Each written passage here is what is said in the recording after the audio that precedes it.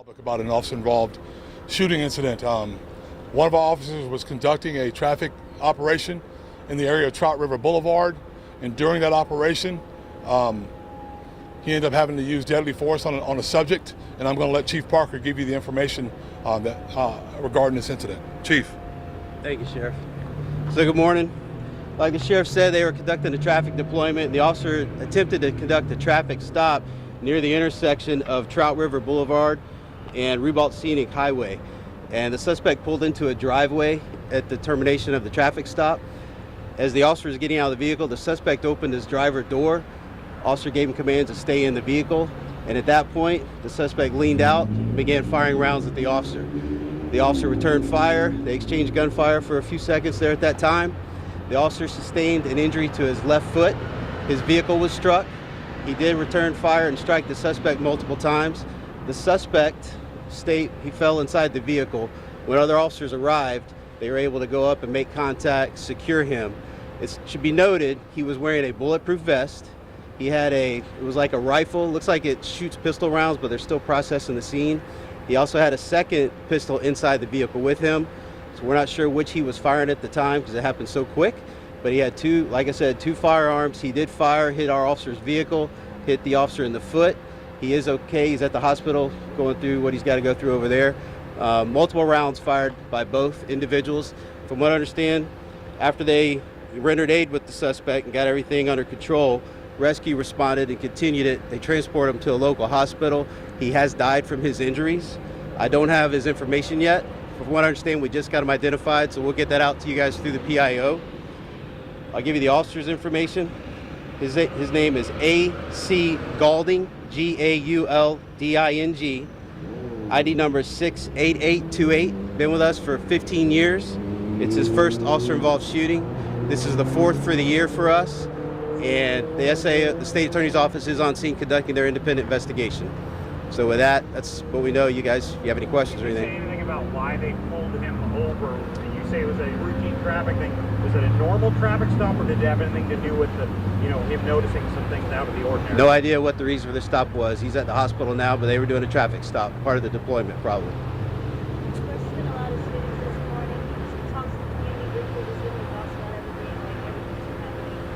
So yeah, it's been a rough couple of days for us. I mean, luckily our officers are okay. Your officers are okay.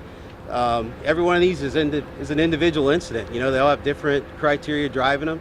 The suspect has a say in these things. This should have never happened. It's a traffic stop. Why does he shoot at the officer? It makes no sense. So he didn't have to do that. Luckily, your officers are okay, and we made it through all these. I think it's noteworthy to notice and mention that crime is still down double digits from last year. So these are just one-off incidents that it comes up. Was the traffic deployment due to typical speeding, or was there more to it, like a criminal concern? I don't know the details. Sheriff, do you know whether?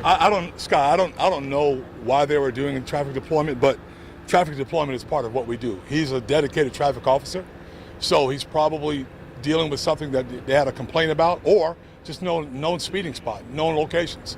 But I think it's very important to stress, this guy had a bulletproof vest. He had bad intentions. This guy had a drum magazine inside that rifle. He had bad intentions. He had another pistol on the seat of his car. So I don't know what he was going to do. I don't know what his plans were. But apparently, and thankfully, our officer was able to stop him and stop him from doing something to someone else. It appears to me that he was on his way to do something to someone else. So fortunately, our officer is safe, and he's hurt, but he's in good spirits, and I'm just glad to see that he made it through this safely. At this stage, how well or accurate was the lead up to the shooting in terms of what the officer was doing, following protocol, elements like that? So that's a part of the administrative process. From what I was able to see on body cam, he did what he was supposed to do. And this is the case in most of these situations. We always get a lot of questions about why we were doing something, or why he stopped him, or whether he was violating policy, or whether. The point of this morning is to say he was doing what he's expected to do by the citizens of this community. He shouldn't be shot at for that. Well, because he was shot at, he returned fire and was able to eliminate the threat. Now that person cannot be a threat to anyone else. He's done. And I don't say that not recognizing, I recognize that he has a family. But he put himself in a situation that caused his demise. And I'm glad that our officers did what they did. I'm glad he's safe. And now we're going to let the investigative process take place, the administrative process take place, and we'll go from there. Sheriff, in your experience dealing with suspects, for a suspect to wear a bulletproof vest, that in general would indicate they're actively in the process of something?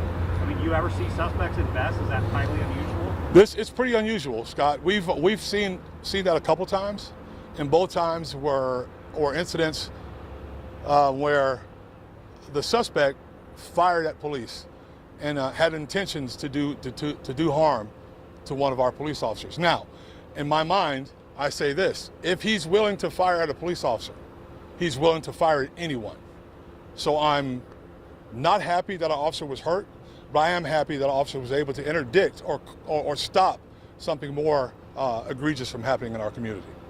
Other than the guns in the suspect's car, were there any other contraband drugs, or was this vehicle known to have been stolen or involved in other crimes at this point? So when it comes to searching cars like that, a lot of the stuff that we see now is in plain view. And because there's an investigation that takes place, we have to make sure that we move slowly. We don't just go inside the car and start flipping things around. But the rifle could be seen in plain view. The pistol could be seen in plain view. So to answer your question short, I don't know yet, but that's something that we'll get later. Just to clarify, you mentioned that the officer had an injury to his left foot. That was from a bullet? Yes, he was shot in his left foot. Thank you, Sheriff. Thank you. Thank you.